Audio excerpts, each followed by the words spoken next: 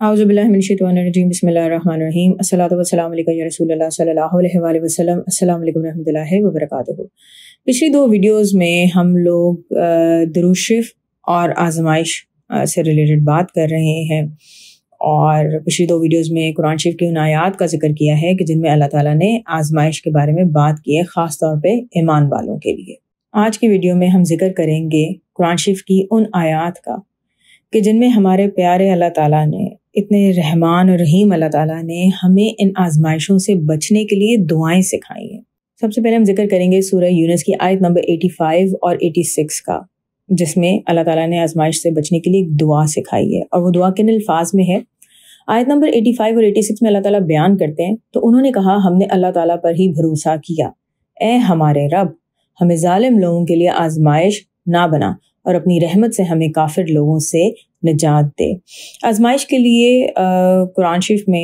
ایک اور لفظ بھی استعمال ہوا ہے، فتنہ، اور عربی میں آزمائش کے لفظ کو فتنہ ہی کہا جاتا ہے،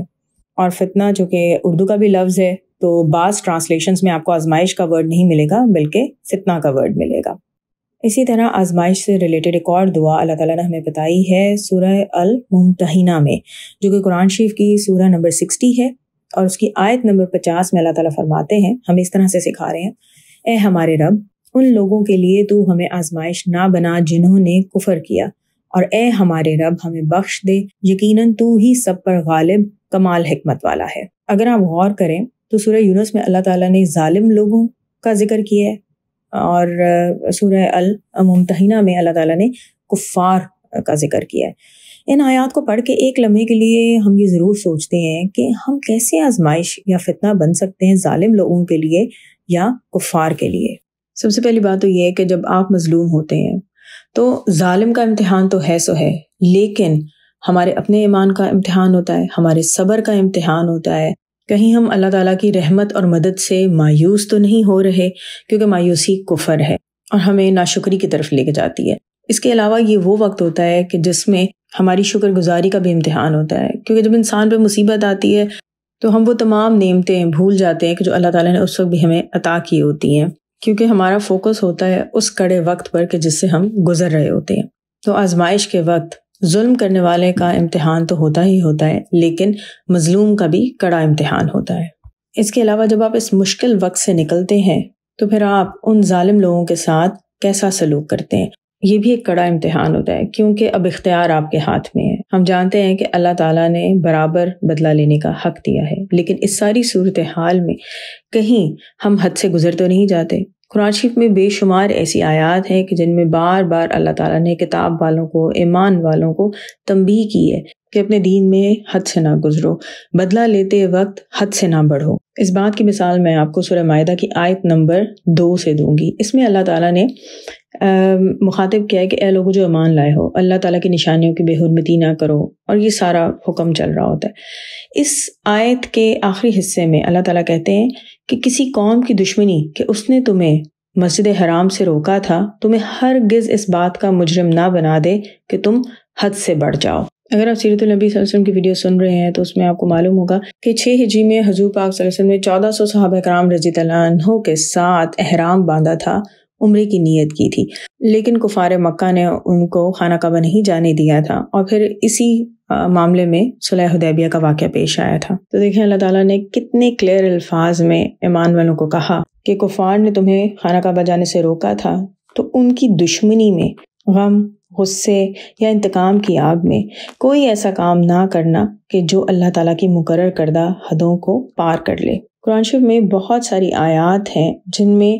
اللہ تعالیٰ نے یہ بات واضح کر دی ہے کہ اللہ تعالیٰ حد سے بڑھنے والوں کو بالکل پسند نہیں کرتا۔ جیسے سورہ مائدہ کی آیت نمبر 87 میں اللہ تعالیٰ فرماتے ہیں، اے لوگو جو ایمان لائے ہو، ان پاک چیزوں کو حرام نہ ٹھہراؤ جو اللہ تعالیٰ نے تمہارے لیے حلال کی ہیں، اور نہ ہی حد سے بڑھو، یقیناً اللہ تعالیٰ حد سے بڑھنے والوں کو پسند نہیں کرتا۔ اسی طرح سورہ الاعراف کی آیت نمبر 31 میں بھی اللہ تعالیٰ فرماتے ہیں،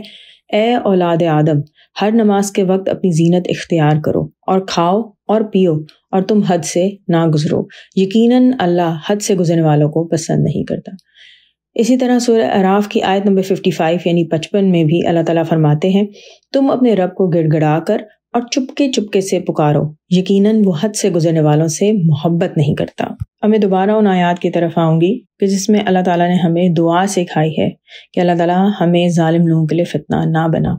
اور اس کا حوالہ میں آپ کو اس طرح سے دوں گی کہ جب کسی مظلوم کو قتل کیا جاتا ہے تو اس کے ولی کو اللہ تعالیٰ نے بدلے کا حق دیا ہے، لیکن اس وقت بھی اللہ تعالیٰ نے تنبیہ کی ہے کہ حد سے نہیں بڑھنا، اور اس بات کا حوالہ اللہ تعالیٰ نے سورہ الاسراء کی آیت نمبر 33 میں دیا ہے، جہاں پہ اللہ تعالیٰ فرماتے ہیں اور کسی جان کو جسے اللہ تعالیٰ نے حرام ٹھہرایا ہے قتل نہ کرو مگر حق کے ساتھ، اور جو کوئی مظلومانہ قتل کیا گیا تو یقیناً ہم نے اس کے ولی کو پورا غلبہ دیا ہے، بس وہ قتل میں حد سے نہ بڑھے، اس کی مدد کی جائے گی۔ بس درود شریف پڑھیں، ڈھیر سارا درود شریف پڑھیں، کیونکہ دیکھیں اس دنیا کی زندگی آزمائشوں سے بھری ہوئی ہے، اور جو لوگ درود شریف پڑھتے ہیں ان پہ ہر لمحے رحمت ہوتی ہے، اور جب وہ آزمائشوں سے گزرتے ہیں تو اللہ تعالیٰ ان پر اپنا کرم کرتے ہیں، رحمت کرتے ہیں، اور ان کو ان آزمائشوں سے شکر گزاری کے ساتھ نکال لیتے ہیں، حد سے بڑھنے سے روک لیتے ہیں، اور جو جانے انجانے میں ہم سے گناہ سرزد ہو جاتے ہیں ان پر اللہ تعالیٰ ہم سے درگزر سے کام لیتے ہیں۔ اللہ تعالیٰ نے قرآن میں جو ہمیں یہ دعائیں سکھائی ہیں، یقیناً یہ ہمارے لیے بہترین دعائیں ہیں، تو درود شریف پڑھیں